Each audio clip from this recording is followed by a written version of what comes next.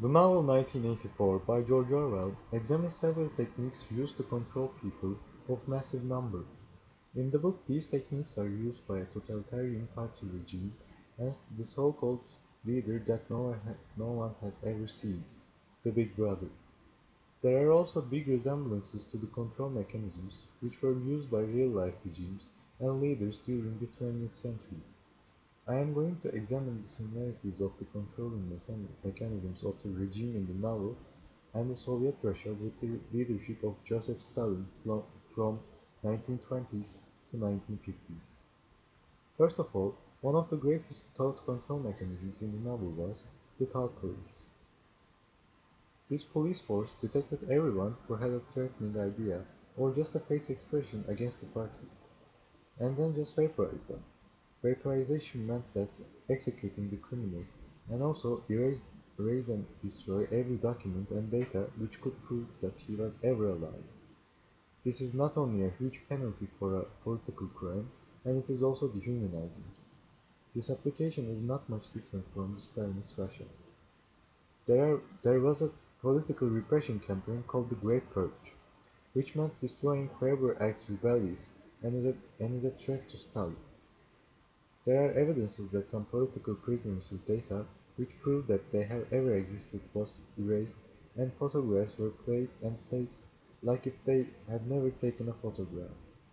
The secret police of Stalin, called NKVD, would keep documents on every man, woman and child. If they tried to rebel, or was a threat to Stalin's power, they were thrown in a labor camp called Gulag, which is similar to the Ministry of Law in the book 1984. Likewise to the Ministry of Law, there were also torture, humiliation and massive executions in Gulag labor camps too. The propaganda and giving a message is important in this mechanism. Although Gulag is one of the most feared places in the USSR, there were nearly 423 Gulag camps throughout the east of Russia. This meant that for any reason, the regime could easily send people to these camps, sometimes without even needing a trial.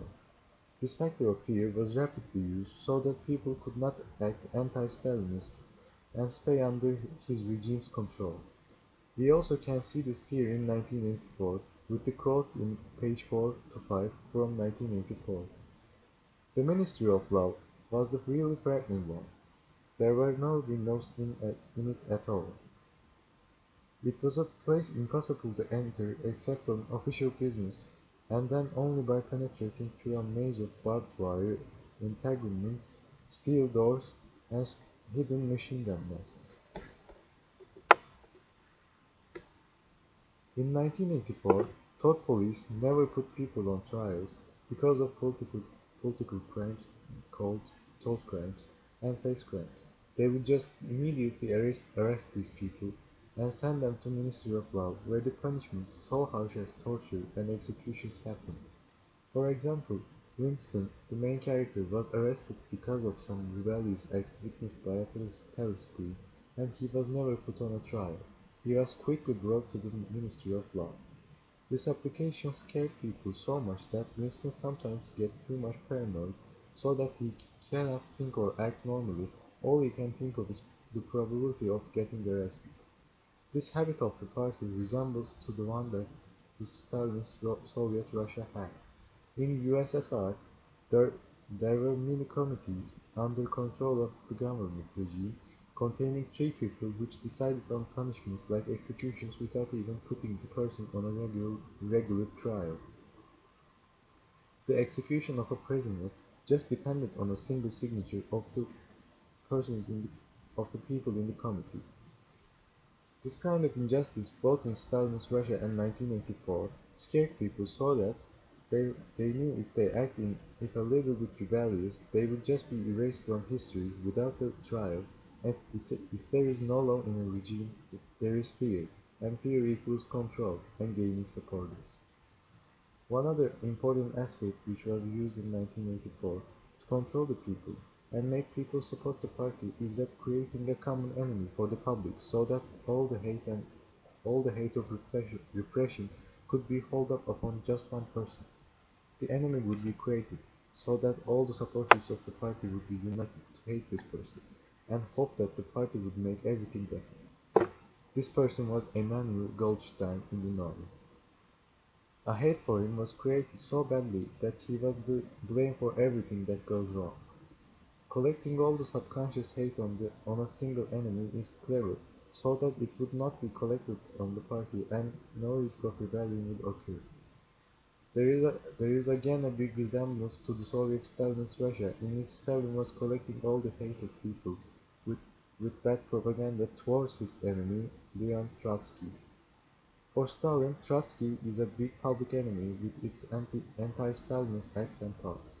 Stalin had created a symbol of anti-Stalinism and made him the enemy so that the people would understand how terrible being anti-Stalinist is. One of the other control mechanisms used in 1984 was the tools for propaganda. To get into people's minds all the time and for thought control, there were posters, magazines, and telescreens.